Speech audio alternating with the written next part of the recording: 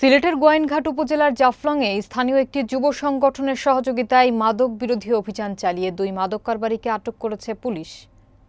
নাইম আহমেদের প্রতিবেদনে থাকছে বিস্তারিত।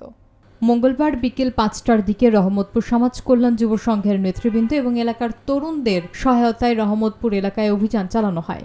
এ সময় ভারতীয় 9 বোতল মদ সহ 2 জনকে আটক করা হয় এবং পরে থানা পুলিশের কাছে হস্তান্তর করা হয়। আটককৃতরা হলেন পূর্ব জাফলংয়ের সোনাটিলা গ্রামের সাইফুল ইসলাম ও শাহাদাত হোসেন। বিষয়টি নিশ্চিত করে গোয়াইনঘাট থানার অফিসার ইনচার্জ সরকার তোফায়েল আহমেদ। তিনি জানান, আটক 2 জনকে মাদক সহ থানায় আনা হয়েছে। তাদের বিরুদ্ধে আইনানুগ ব্যবস্থা নেওয়া হচ্ছে এবং জেল হাজতে প্রেরণের প্রস্তুতি চলছে। স্থানীয়দের সহযোগিতায় মাদক বিরোধী এই উদ্যোগ এলাকায় প্রশংসিত হয়েছে। সচেতন সমাজ মনে করছেন মাদক নির্মূলে এই ধরনের সামাজিক অংশগ্রহণ অত্যন্ত গুরুত্বপূর্ণ। 5-6 জন ক্লাবের সদস্য মিলে আমরা ওই জায়গায় তাদেরকে আটক করি। আটক করার পরে 2টা ব্যাগ পাই। 2টা ব্যাগের মাঝে 9টা বোতল ছিল, মদের বোতল ছিল। এগুলো আমরা ক্লাবে নিয়ে আসি। ক্লাবে নিয়ে এসে আমরা থানায় যোগাযোগ করি।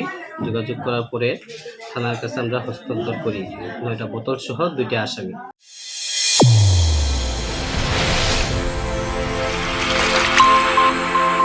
চ্যানেল A1 হৃদয় রেসপন্স।